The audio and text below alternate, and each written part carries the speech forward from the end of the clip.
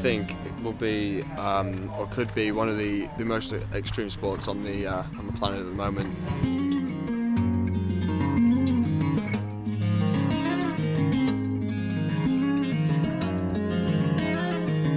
Helicopter emergency evacuations are a common sight in the sport of eventing.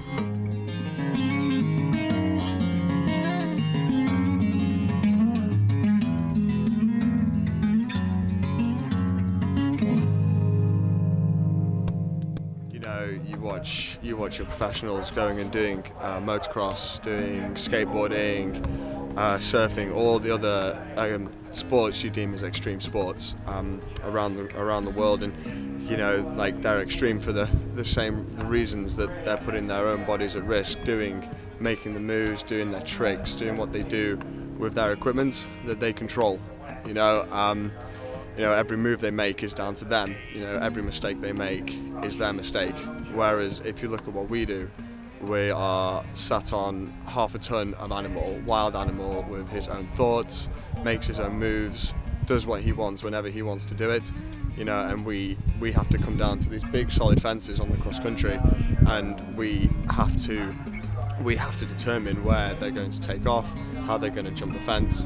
And it's not always the way that we want it to happen, but like that's the extremeness of the sport that we do.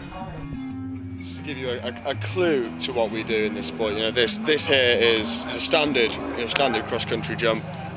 This here would be one of the lower level jumps, but still, like this is a solid tree trunk. This thing does not move, and when we're coming to these fences, we determine where our horse is to take off. Now, if the horse thinks again, or we get that wrong, we are coming to these fences, at top speed at like 30 miles an hour. The horse leaves a leg, hits it with his chest. At that speed, they turn over, and just think about what could happen. Then you could be thrown however far away. We do wear safety equipment, but like this still hurts. When we go cross country, we have to wear medical armbands on our arm, which tells everybody our blood groups, any allergies, anything like that. This is a 3-mile track with emergency vehicles situated all the way around the track. Like health and safety is paramount in a sport as dangerous as this, and helicopters, ambulances, even horse ambulances, they are close at hand all the time, because they're one of the most important things to have in the sport. Every time we come out of the start box, whether it's 1, 2, 3, 4, up to 5 times a day, we're putting our health, even sometimes our lives, on the line.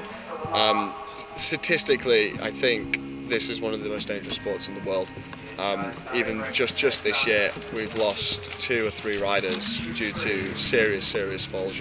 Like we do this for fun, but it's still a very serious competition.